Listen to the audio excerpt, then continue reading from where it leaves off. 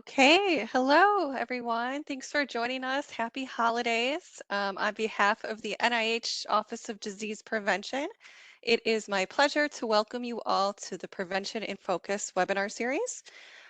We have a jam-packed agenda today, 3 speakers, a nice introduction. So for the interest of time, I would just like to get started right now. So my name is Jenny Baumgartner, and I'm a health scientist at the NIH Office of Disease Prevention, and I will be your moderator today for the session. So our prevention and focus webinars feature talks from prevention science experts who are making advances in public health. The webinar series provides an opportunity for the broader scientific community and the public to learn about the latest research findings directly from expert voices around the globe. So today we're thrilled to welcome Dr. Jerry Sauls from Northwell Health, Dr. Saran Korokian from Case Western Reserve University, and Dr. Marcel Salif from the National Institutes on Aging to present better measurement of multimorbidity, what's new and what funding is available. My colleague, Dr. Carrie Klabundi from ODP, will provide an introduction in just a second. Next slide, please. So before that, I just want to go over some quick logistics for today's session. All lines will be muted upon entry and stay muted throughout the presentation. There will be a Q&A or question and answer session at the end of the presentation, so please submit your questions for our speakers as they come up in the Q&A pod directed to all panelists.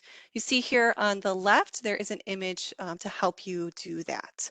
I'll be moderating these throughout the session, and please note that this webinar will be recorded and posted to our website at a later time.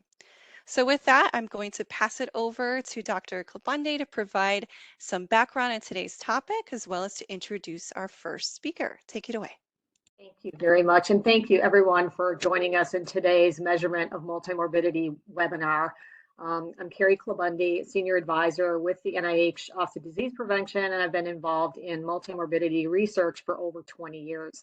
So I'm just going to make some brief introductory remarks and then introduce our first speaker. So why is NIH increasing its focus on multimorbidity, or having 2 or more chronic conditions? Well, it's clear from monitoring data that the prevalence of multimorbidity has been increasing over time. We also know that patients with multimorbidity are more complex. It takes more time and resources to address their health issues, and this is especially challenging in a care environment that's focused on efficiency and seeing patients in brief time slots. So it's very important to have accurate and effective ways of identifying people with multimorbidity and to assess their outcomes so that they are receiving good quality care. 6 years ago, the NIH Office of Disease Prevention established a scientific interest group on comorbidity to provide a forum for NIH program staff and scientists to discuss how the NIH institutes and centers might work together to identify research needs and gaps in multimorbidity. The interest group convened a multimorbidity measurement workshop in 2018. 3 articles from the workshop have been published, and our 3 speakers today were participants in the workshop. In addition, the interest group developed 2 funding opportunities in multimorbidity research, and I'll show a slide in just a minute listing those funding opportunity announcements. Next slide, please. So just wanted to briefly show some data. This is age standardized trends in multimorbidity prevalence for adults aged 20 years and older who participated in the NHANES survey. NHANES is the National Health and Nutrition Examination Survey. So what you can see is that the prevalence of people with 2 or more chronic conditions has increased about 15 percentage points from 1988 to 2014. You can also see this same increasing trend for people who have 3 or more and 4 or more chronic conditions. Next slide, please. Also data from the NHANES survey. And so this is showing for the various cohorts the most common conditions that comprise multimorbidity. So the top 4 are hyperlipidemia, hypertension, obesity, and arthritis. And if you look at the red line on the graph, you can see the especially striking increase in prevalence of obesity from 1988 to 2014. Next slide, please. So I mentioned the two funding opportunity announcements in multimorbidity research that the NIH Comorbidity Scientific Interest Group developed. They're listed here. These are open for applications for another year. And Dr. Saliv, our third speaker, is going to provide more information about NIH funding opportunities in multimorbidity during his presentation. So I now would like to introduce our first speaker, next slide please, who is Dr. Jerry Sauls. Dr. Sauls is a professor with the Institute of Health System Science at the Feinstein Institutes for Health with Northwell Health in New York. Dr. Sauls is a health and social psychologist who has spent his career in academia and also as a senior scientist in federal service with the National Cancer Institute. His research interests include improving the understanding, prevention, and care of patients with multimorbidity. He's the lead author of several articles on this topic, including two from the NIH Multimorbidity Measurement Workshop that I mentioned a few minutes ago. And he served as a co-chair of this NIH Scientific Interest Group. Welcome, Dr. Sauls.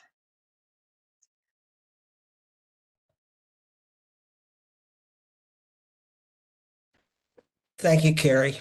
And hello to everybody who's listening in and watching. We're going to be talking about, can I have my slide? Next slide. Okay. I'm going to be talking about various measures that have been used to measure multimorbidity, and that could be for a variety of different reasons. Next slide, please. I have no conflicts to report. Next slide, please.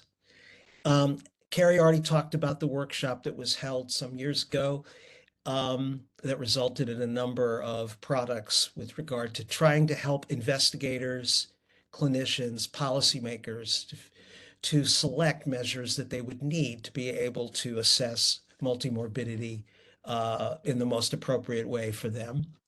And just to say that the special expert workshop involved many people who've contributed to that literature that are then they're listed at the bottom of the slide in terms of there being contributors and co-authors to a paper in Medical Care and published in 2021.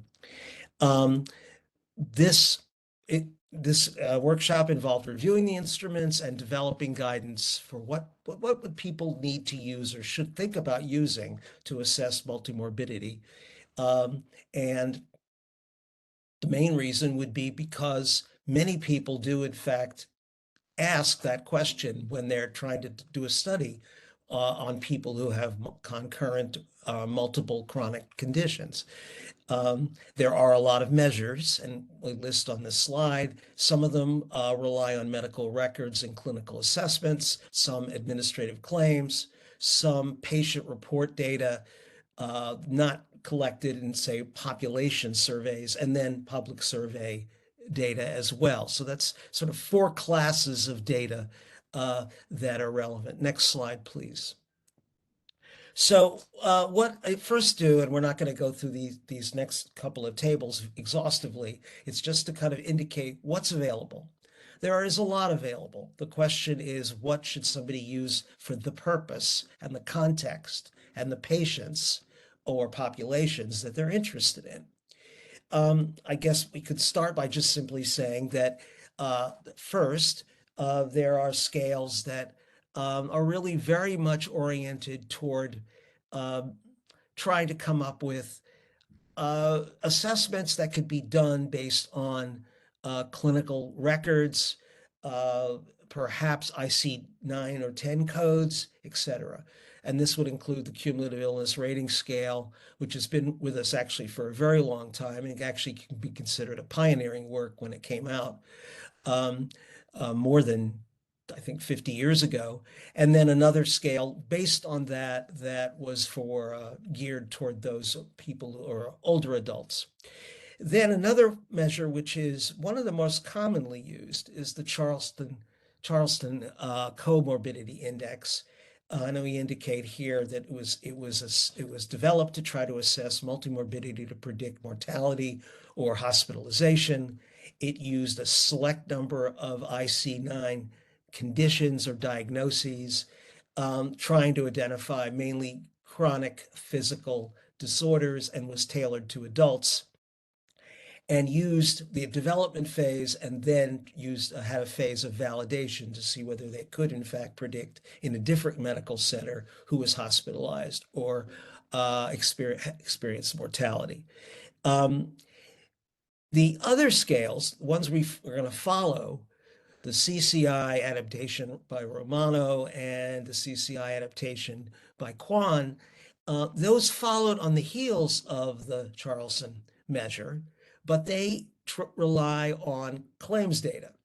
And they've also moderated or changed and modified certain things about what they were predicting and also how many conditions they looked at, deciding in some cases that they didn't need the 19 in order to predict outcomes in some of their validation studies.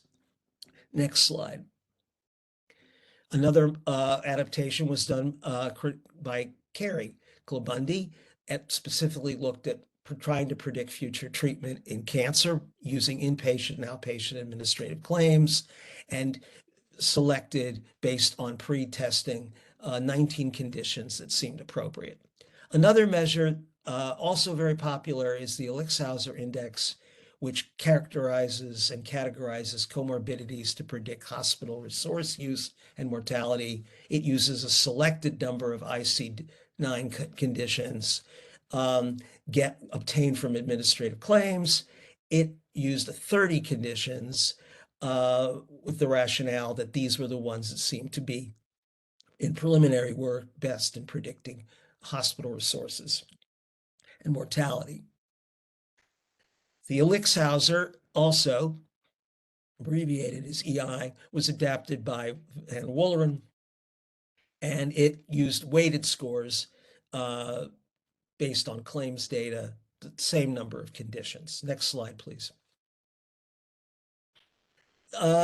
Additional measures would involve the ambulatory care groups classification, which tries to predict ambulatory health services.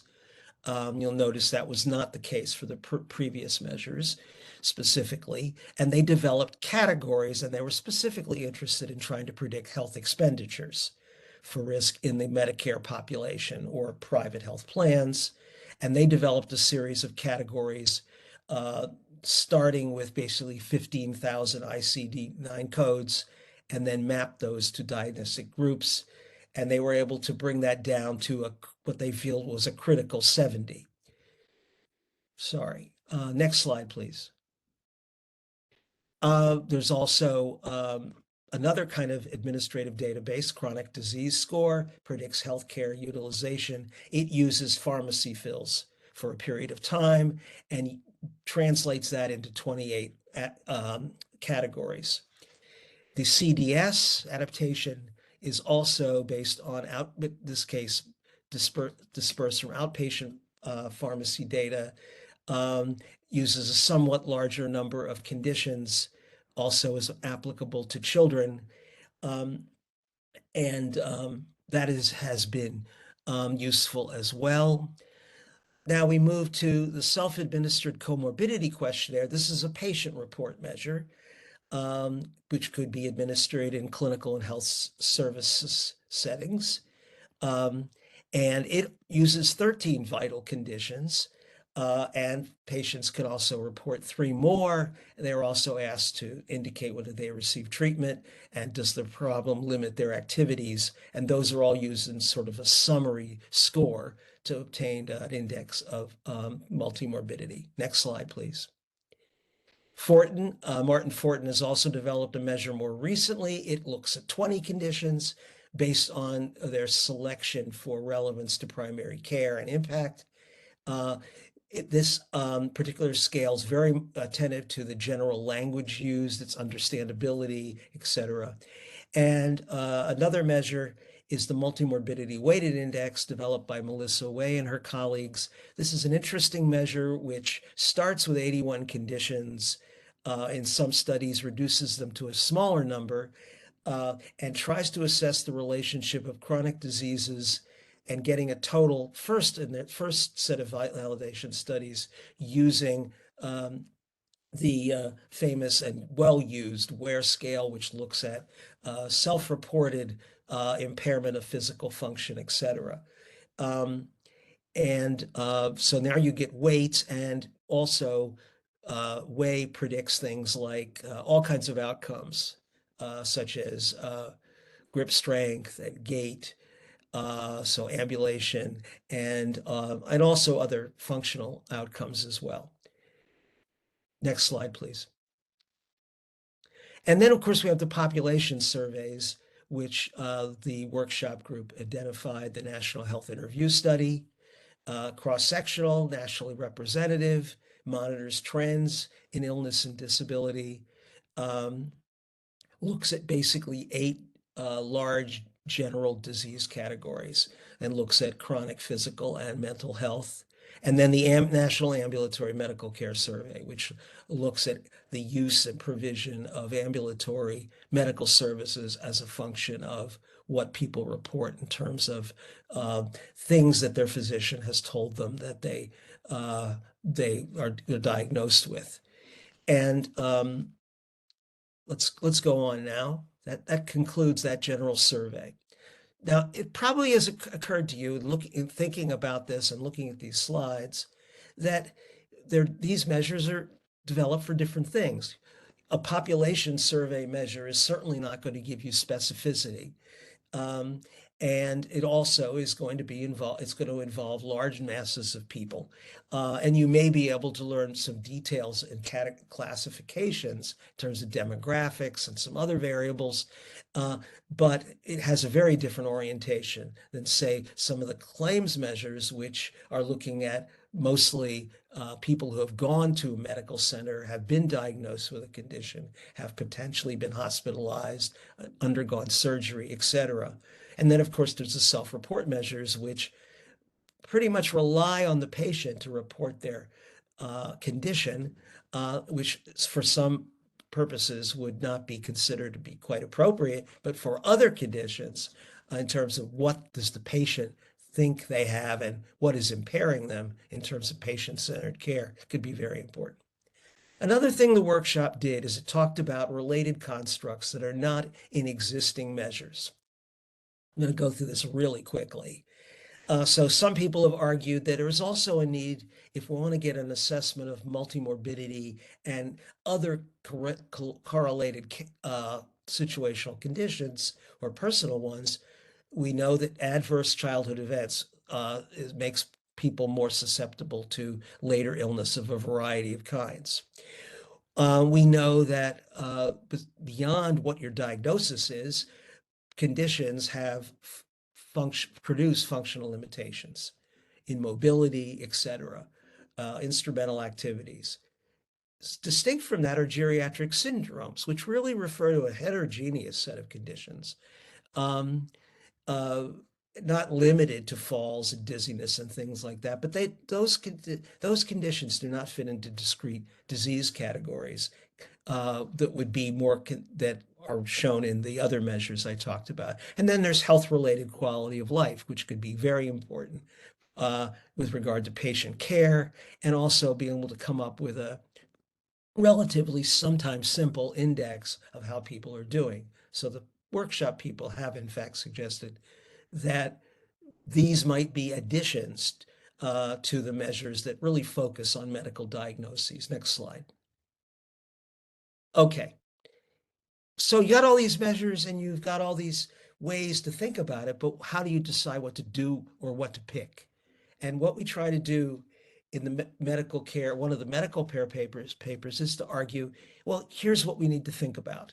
If you're looking at primary care patients, especially patients with low health literacy, then a measure like the Fortin measure, self-report based on 20 conditions, can be very usable. The self comorbidity questionnaire, which is even shorter, might also be useful. On the other hand, if you're really trying to get a sense of the present severity with minimal technology in hospital settings, you might use a clinician's basic PiF assessment, like the Cumulative Research Index. If you want to know about the incidence of multimorbidity as a descriptor, as a predictor of other outcomes, well, the Charlson has clearly been used a lot for that. Um, and a simple disease count may be the only thing a researcher or investigator could do under the circumstances.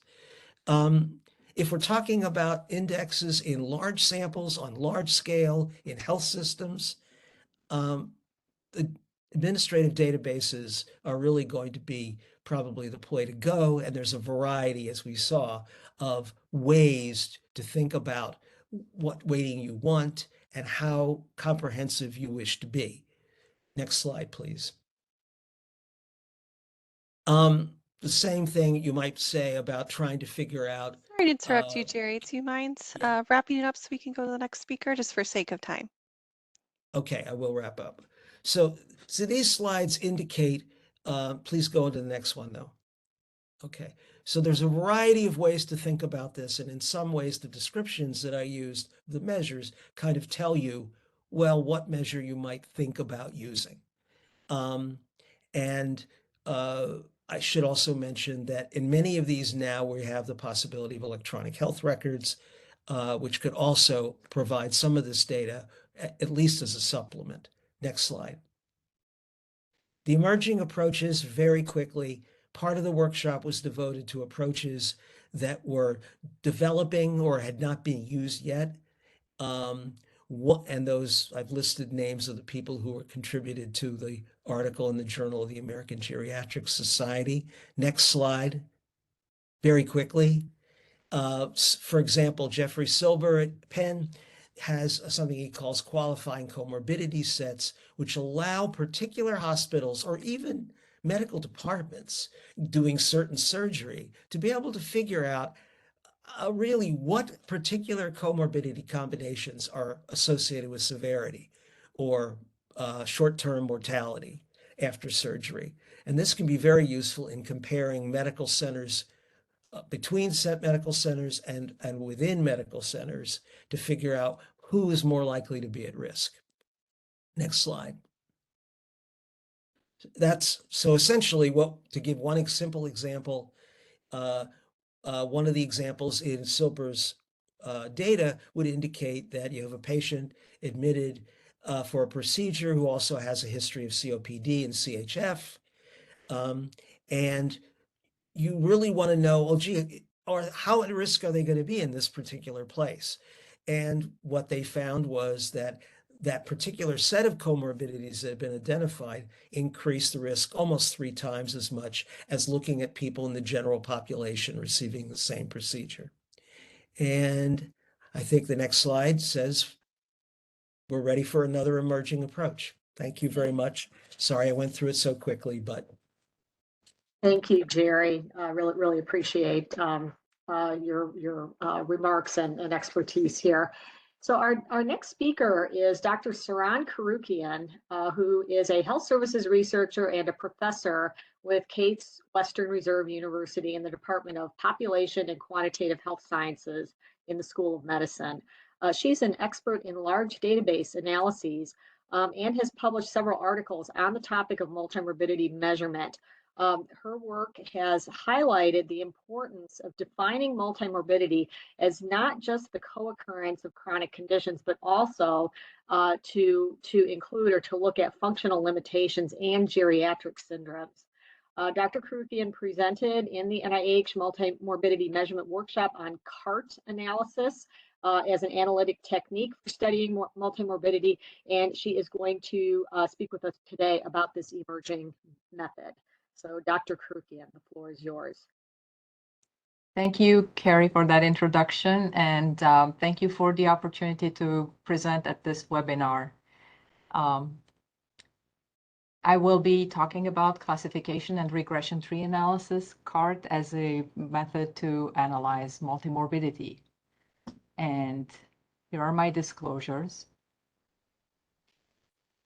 So I'm going to start my talk with this slide because this was a really seminal document and provided a great roadmap for us. It's the Strategic Framework on Multiple Chronic Conditions that was released by DHHS in December of 2010. And in particular, this paragraph, which I'm going to read because I think each word is really important, provided us with guidance as we went forward in our explorations. So this says, understanding the epidemiology of multiple chronic conditions, or MCC. It says limited research has yielded information about the constellations of conditions that are most prevalent and most important in terms of disability among individuals with MCC. Additional research identifying the most common patterns of MCC can help in targeting specific interventions for specific subgroups and monitoring the impact of those interventions. Such research should utilize public programs such as Medicare and other existing data sets.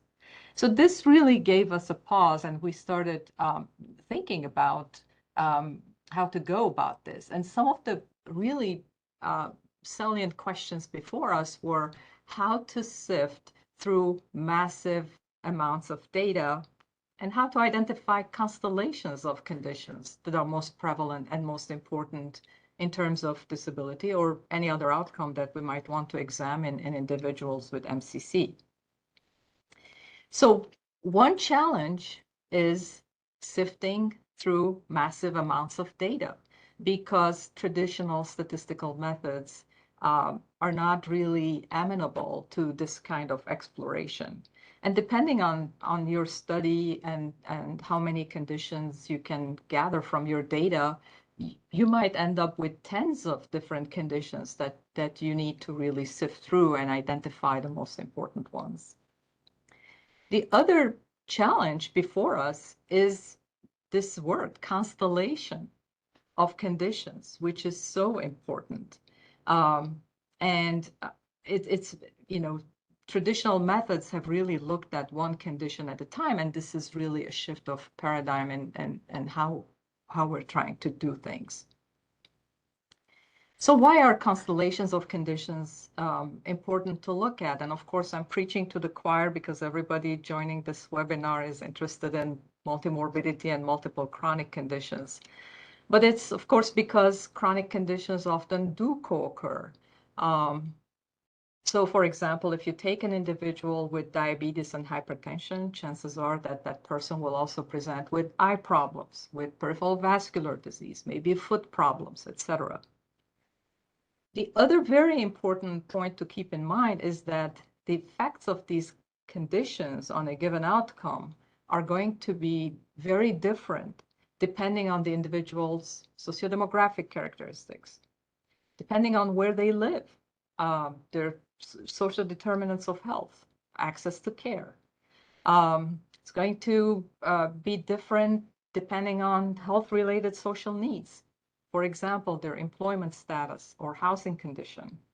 And also the presence of other health-related conditions that Dr. Souls touched upon, functional limitations and geriatric syndromes. So for functional limitations, we not only look at upper or lower body limitations, but also activities of daily living, and importantly, instrumental activities of daily living. And I'll show you an example where we looked at that as well.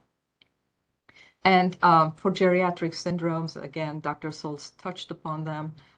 We would mention cognitive decline, urinary incontinence, sensory impairment, persistent dizziness, frequent falls, etc. So all of these are going to have really important effect on the outcome. What are important limitations in previous studies? So in previous studies, we really have looked at one condition at a time. And the typical sentence that you see in every article, most articles, I'm sorry, and I'm as guilty of that, you know, adjusting for a million different variables, this particular condition is associated with this particular outcome.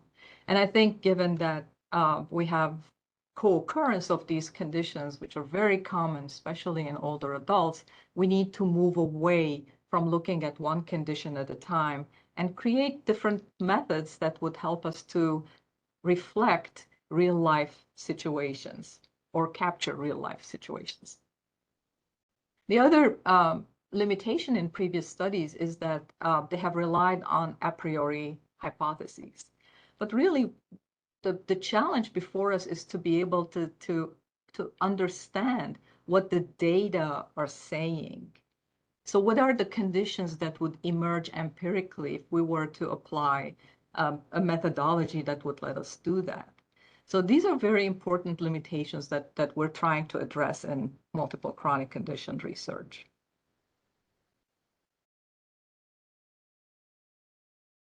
What we have done in our team, and we propose as one solution among many, and I'll touch upon this at the end of my slide presentation as well. We have used the CART analysis. This is a machine learning technique that was developed by Bryman back in the 80s. And it uses recursive partitioning that considers all possible splits from all possible variables. So it starts with a parent node. We also call that the root node. And that's the variable that is most strongly associated with our outcome of interest. And then it splits into binary child nodes. And in doing so, it examines all independent variables and then selects the ones that yield the most homogeneous groups relative to a study outcome. So at the end, the terminal nodes include mutually exclusive homogeneous clusters, and they are in such a way that you cannot obtain any more homogeneous clusters from the data.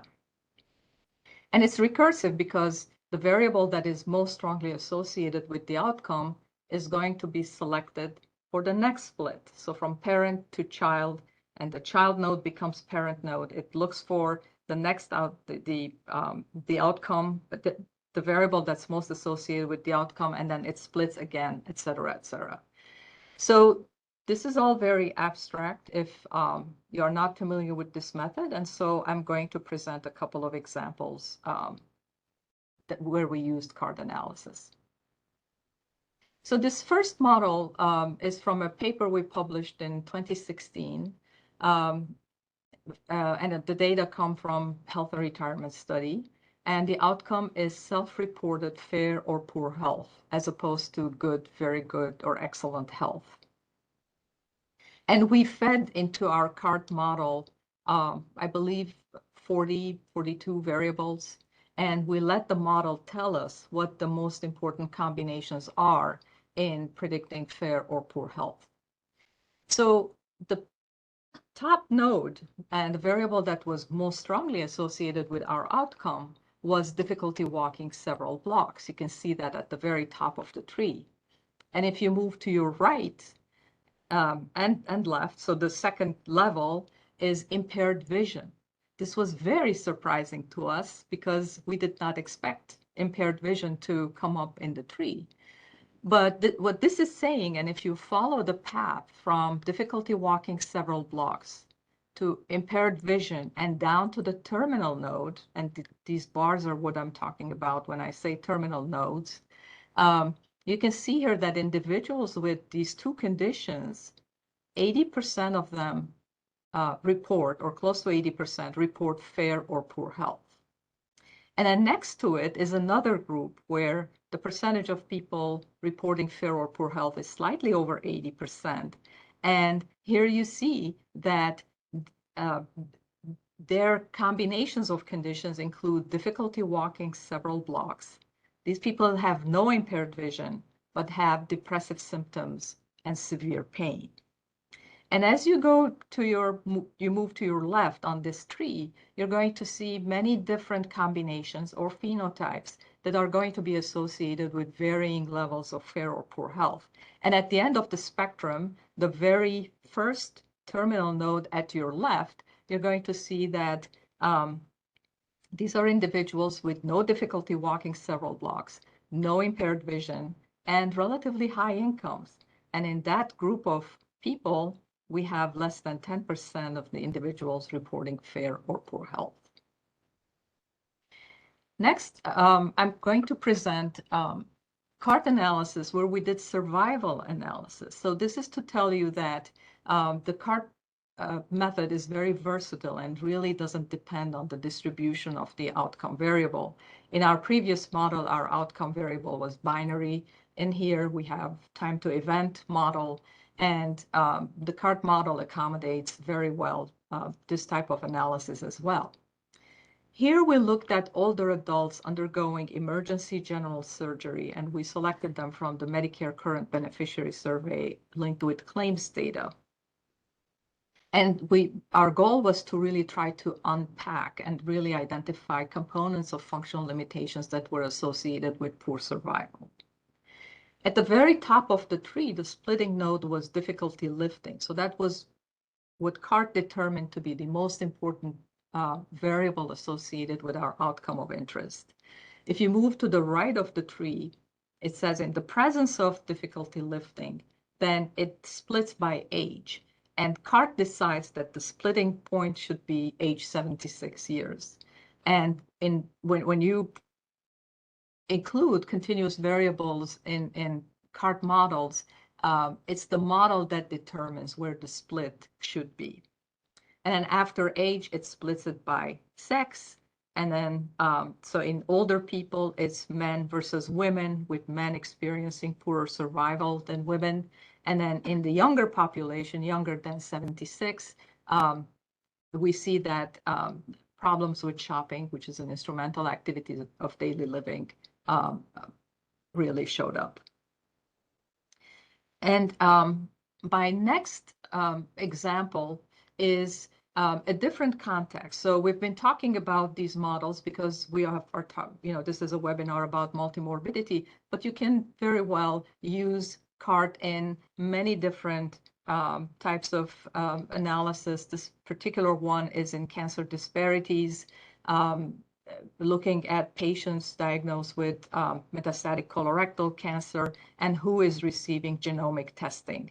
I will not, in the interest of time, I will not go through all the details, only to say that age was the top splitting variable, the most important one, with younger people having over 80% of 80% of them having genomic testing.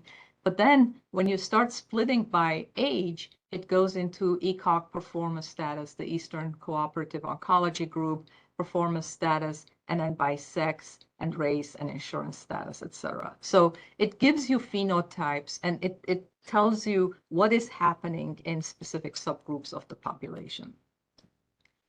So in summary, these are there are many advantages to the CART approach, in particular for CART to tell us what is the data saying about the specific combinations of the variables that are associated with outcomes of interest, and that can be many different outcomes.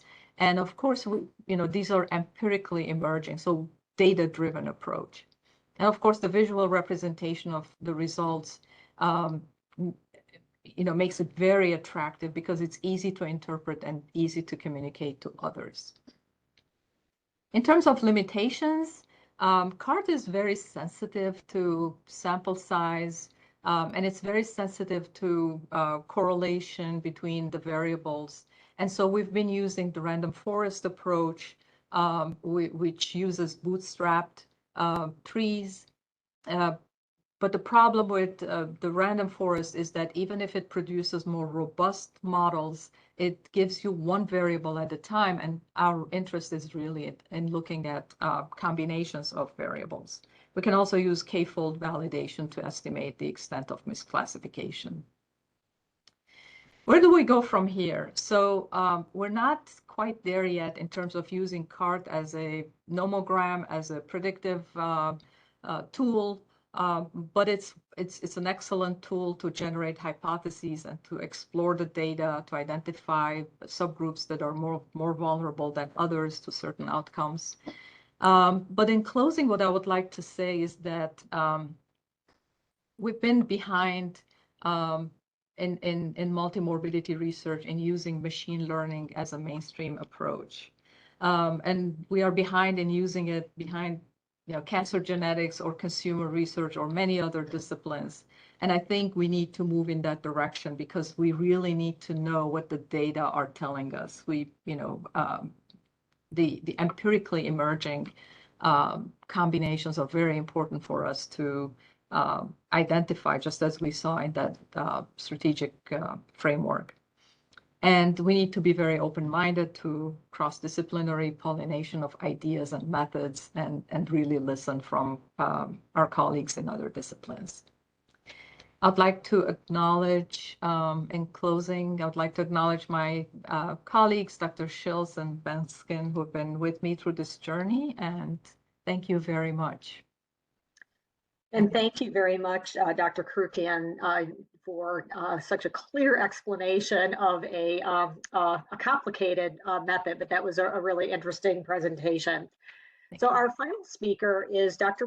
Marcel Salive, who is a medical officer and health scientist administrator with the National Institute on Aging.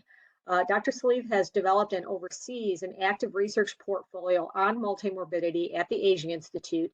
He's also a co-chair of the NIH Scientific Interest Group on Comorbidity and was the lead author of an article on NIH priorities for multimorbidity research. He spent most of his career in federal service, including holding leadership positions within the Centers for Medicare and Medicaid Services, the FDA, and the National Heart, Lung, and Blood Institute. His varied research interests include multimorbidity and polypharmacy in older adults. Welcome, Marcel. Thank you. Thanks for that kind introduction. I'm going to talk today about kind of wrap it up, and I have no disclosure. These are my opinions. We'll talk about a conceptual framework that came out of that workshop, some recent research, some recommendations, and some opportunities for funding. I think that's really the focus of my conclusion. So the workshop you heard about, I'm going to just talk about the third bullet here on identifying areas of research needs and gaps. You've already heard from Dr. Sulls on how to pick an instrument, and from Dr. Karukian on kind of one of the innovative methods highlighted at the workshop. And the keynote just brought it home that, the purpose, the overarching purpose is to improve the well-being of people living with multimorbidity. And Dr. Karukian mentioned this 2010 framework, and it really has a lot of different dimensions, but certainly the big focus for NIH has been facilitating research to fulfill the knowledge gaps on multiple chronic conditions, of which there are many, and I can highlight a few. So some recent research shows how we accumulate conditions, chronic conditions with aging, and this just shows percentiles curves with age across the bottom, and seeing that where the breakpoints start for these kind of the 50th percentile or the 90th percentile can give kind of an intuitive tool to think about that and where we should place some priorities. The Medicare data gives some interesting information, particularly the purple here on the right-hand side, where people with 6 or more conditions are only 17% of the population, but really over half of the spending, the health spending in Medicare, is on those individuals and their care. So that's really a huge issue. And then if you take the top 20 conditions that were outlined as part of that framework in 2010 and look in the Medicare population, you see that the blue is very short where it's the only condition. And in fact, multimorbidity is most common in Medicare with all of these conditions, with only one exception right there at the top. So these are, every condition is a multimorbid condition. And that's really the focus that has emerged here at NIH to think about. Another thing that goes with multimorbidity is, treating each condition with a medication. You end up with polypharmacy, as was mentioned. And in the older population, it's now up to 40% or more using 5 or more drugs. And so that's certainly one definition of polypharmacy.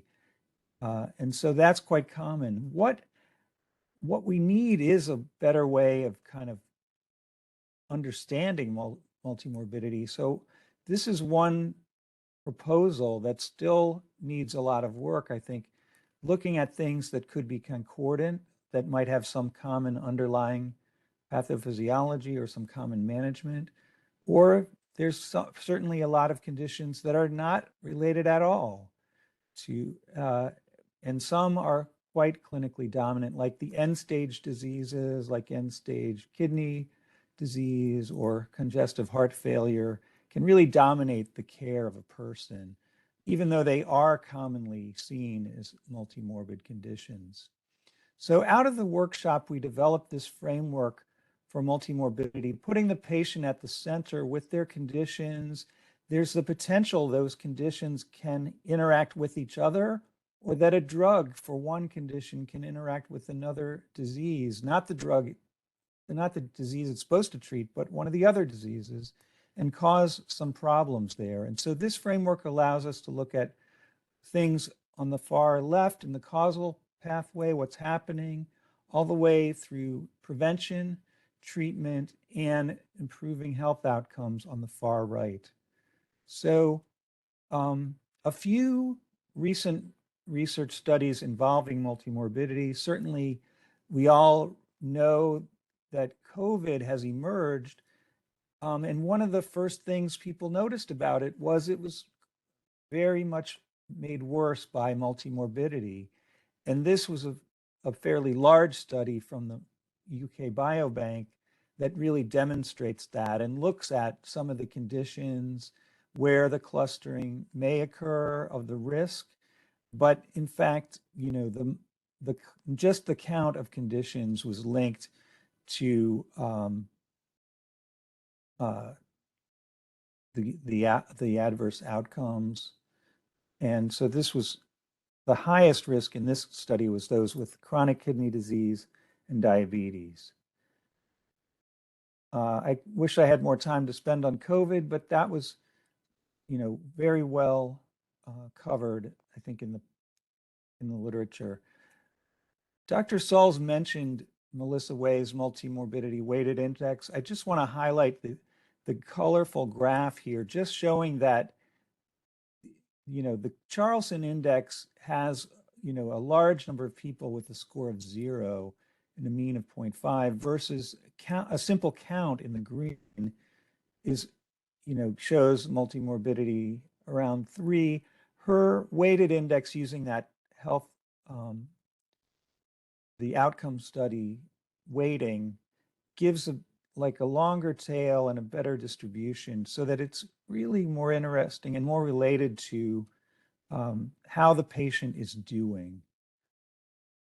Another newer approach is looking at frailty, and this goes beyond just a count of conditions and is the claims-based frailty index of Day Kim, which uses that deficit accumulation approach to frailty. So it adds on to the chronic conditions, things like use of a wheelchair, things that are related, use of a skilled nursing facility, things that are related to poorer outcomes seen in frail individuals. And so it can be quite useful for, especially doing in studies where you have a large linkage to Medicare claims, can be quite a useful tool. So I want to touch briefly on some interventions that have started to be studied. And one is this geriatric assessment. It's been around a long time and has multiple domains, but one of the key domains in geriatric assessment is assessing all the other chronic conditions. And so in this case, with cancer patients, and then tailoring the treatments towards all the different aspects identified in the geriatric assessment, this intervention did prove that it could lower chemotherapy toxicity, and certainly those were serious toxicities, reduced quite a bit, showing the usefulness in clinical practice of this in conjunction with a lot of other measurement tools. Another intervention for multimorbidity is focusing on those drugs I mentioned for polypharmacy, and particularly potentially inappropriate medications, of which there's quite a long list produced by the American Geriatric Society. And so some of the interventions on deprescribing reduce those medications and produce improved outcomes and are safe, even with drugs that might have some kind of a withdrawal with the tapering program as shown here. So there's great potential for a lot of institutes. And one of the things that came out of that 2010 framework, since then, we've seen a lot of interest across many NIH institutes in multimorbidity. So there's this potential for involvement of all of the institutes, perhaps at some point. And key issues include understanding what is the biological basis for multimorbidity, for investigating epidemiological studies and enriching them for measuring multimorbidity, and studying interventions, as I mentioned. Screening could be one intervention, disease severity, things people have mentioned up to now. Others have also talked about their research priorities. This came out of the Aging Initiative, which is an NIA-funded project, and they identified things like priorities for measuring health-related quality of life, assessing certain elements like that, use of risk stratification. One thing that came up in the chat was why should we do this? How can we do it? And data harmonization across healthcare systems is one way that might help to do that. And developing new methods, as was shown, I think, by Dr. Karukian so nicely just now. So for people looking to submit grants, one group that I think of is clinician scientists who are looking into aging. And this ClinStar resource is a really nice platform that can help you crystallize your thoughts and focus your career on aging to improve the patient-centered care. So that's why I present that here. Now I want to just recap the current funding opportunities that are out there. And you heard from Dr. Klabundi at the very beginning, there are these first two that are active and involve many of the NIH institutes and centers, and are looking at improved measures and methods for that first one, and understanding the mechanisms or developing an intervention, that second one. And the third one listed is an NIA announcement on pragmatic trials that could be used for advanced studies of interventions. And NIA also has been involved in some recently closed RFAs that I just highlight because this tells you the interest of the NIH. The first one is the Healthcare Systems Research Collaboratory, which was calling for pragmatic trials, which could study ways to intervene on multiple chronic conditions. And then a network that involved Alzheimer's disease and understanding and personalizing the diagnostic tests for people with MCCs there. So I think I've highlighted there's a growing focus on multimorbidity here at NIH. The underlying biology may provide some clues for prevention. I didn't really present that, but I think that's a conclusion. Many challenges, though, are there for disease ascertainment, recording, and severity in the record. But there are great opportunities for research funding at NIH. And I'll stop it there, and maybe we can open it up for some questions. Thank you so much. Before we do that, I just want to thank you all for this wonderful presentation, the sharing of resources, the sharing all of this excellent data as well. I see that some of the questions were answered in the chat, but before we move on to that, I just want to share this quick little note here. This was based on two funding opportunity announcements that Marcel just shared, that's specifically PAR 179 and 180. Those were recently extended by one expiration date, and they will now expire on January 8th of 2024. Because we have limited receipt dates left, we just want to share with you all that we do plan on holding program official related office hours related to these two PARs. So if you would like to have some time with the program officials, program directors affiliated with these PARs, be on the lookout. If you are interested in this, please email us at preventionfocus@nih.gov if you're interested. Next slide, please. All right, next slide. But while that comes up, we only have a limited, thank you so much, limited time for questions. So I invite all of our speakers to come back on camera if you don't mind. Thank you, Saran, for answering a few of those technical questions in the chat. Please submit your questions. I see them coming in quite rapidly into the Q&A pod or into chat. That's fine with us. Marcel, I know you spoke to this a little bit, but could you please address the need for a uniform measure of multimorbidity that can be standard across studies? I'm also curious about what's known, unknown, what measures and methods are available for studying multimorbidity in pediatric populations or for populations that cannot report for themselves, such as persons with disabilities or with cognitive decline. So either aspect of those questions, if any of you could address. Thank you. So I think the standardized measure is, far away. Frankly, I think that would require some kind of a consensus to be built to really develop that. And so I would think it would take quite a bit of work. It might be possible, though. I would say Jerry can answer those other questions. Yeah, I would say that yes, it would be nice to have a gold standard for measurement, but I think the workshop indicated that there are different purposes that people want to measure multimorbidity for.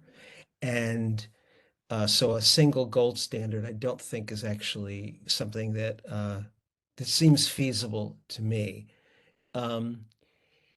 There may, however, be ways to integrate various sources. And one thing I didn't mention, but was definitely a topic in the workshop, was the electronic health record and how the electronic health record could be extended and provide a very nice source of information that would be considered supplementary or complementary. That's still going to require some conceptual methodological consensus, which is important. And hopefully people will propose to do that in their grants, or at least in some of them. Any answers to pediatrics or measurements for other special populations? Are you guys aware of any of those? Jay Barry was a member of the workshop and has in fact contributed some measures and some research on that topic. But I will say that that has received too little attention. I would say that is still in the offing. Great. So I see, Saran, a lot of those questions related to you have been answered, so that's excellent. I do see a number of questions coming in regarding or response to grant submissions. There's some interested applicants out there, which is great. So it sounds like some of these folks might be interested in our office hours, but just in general, what do you see is most ripe for the picking, maybe for these grant applicants that are thinking about putting something in submission? What is ripe for the picking for prevention of comorbidity or multimorbidity that's using some of these innovative methods, measurement techniques that you described today? And then we'll have to wrap up.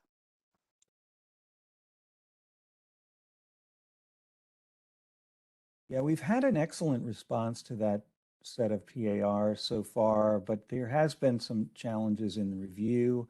I think that the key is really focusing in and explaining things extremely well showing the ability to do it, especially with some preliminary data, and how it will affect and impact the field.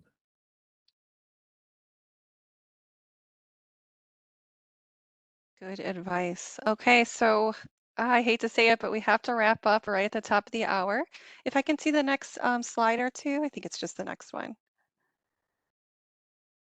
Okay, so before we end here and we close the session, I would like to take this opportunity just to thank our speakers once again. This was excellent. I think our audience, you'll see a lot of positive comments coming through the chat. Thank you all, our audience, for tuning in. As I mentioned in the chat, the recording of the webinar will be available on our website, on our ODP website, in a few weeks, as will be the slides. If you have any questions about our webinar series, please contact us here at preventioninfocus@nih.gov. And we'll see you for our next webinar, which is on January 19th. This will be on cost-effective interventions that can prevent obesity, chronic disease, and improve health equity. So please stay tuned for more information on that. And I want to wish you all a lovely, a warm holiday season wherever you are. Thank you so much to our speakers and to ODP for this session. Thank you all. Thanks.